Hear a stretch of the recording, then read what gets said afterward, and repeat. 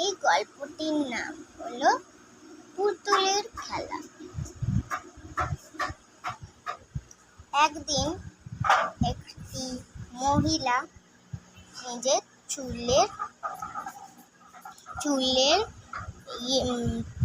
সাহায্য করছিল। আমার চুল খুব সুন্দর দেখতে, আমি নিজের চুলটাকে নিজেই প্রশংসা করি। হা হা হা, আমি এত সুন্দর মেয়ে, আমার মতো এই দুনিয়ার এত সুন্দর মেয়ে কোথাও পাবেন না। এই বলে সে টয়লেট করতে গেল। ওরে বাবা রে, আমার খুব টয়লেট পেয়ে গেছে, যাই আমি টয়লেট যাই। উফ শান্তি, এত জোরে টয়লেট পেয়েছিল তাই আমি টয়লেট করতে গেছিলাম। আমি বসে পড়ি। তারপর একদিন রাত্রিবেলায় সে ঘুমাচ্ছিল, তার কিছুতেই ঘুম আসছিল না। দিয়ে ও একবার এইদিকে ঘুরছে, একবার এইদিকে ঘুরছে, কি করবে সে বুঝতে পারছিল না। দিয়ে উঠে বসল।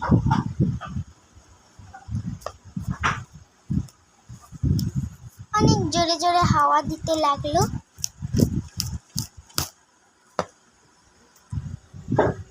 তারপরে বসে থাকার কারণে কেউ গেট ঠক ঠক করলো।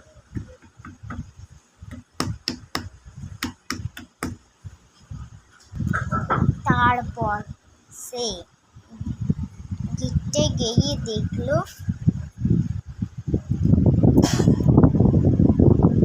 কে তারপরে গিয়ে দেখলো কেউ নেই।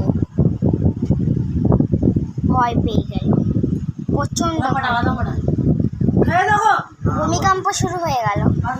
তারপরে ও পড়ে গিয়ে তার মাথা ফেটে গেল।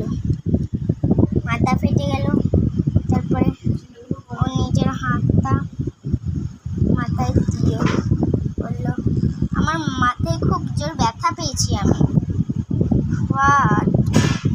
খুব জোর ব্যথা পেয়েছি, আমার খুব ব্যথা লাগছে।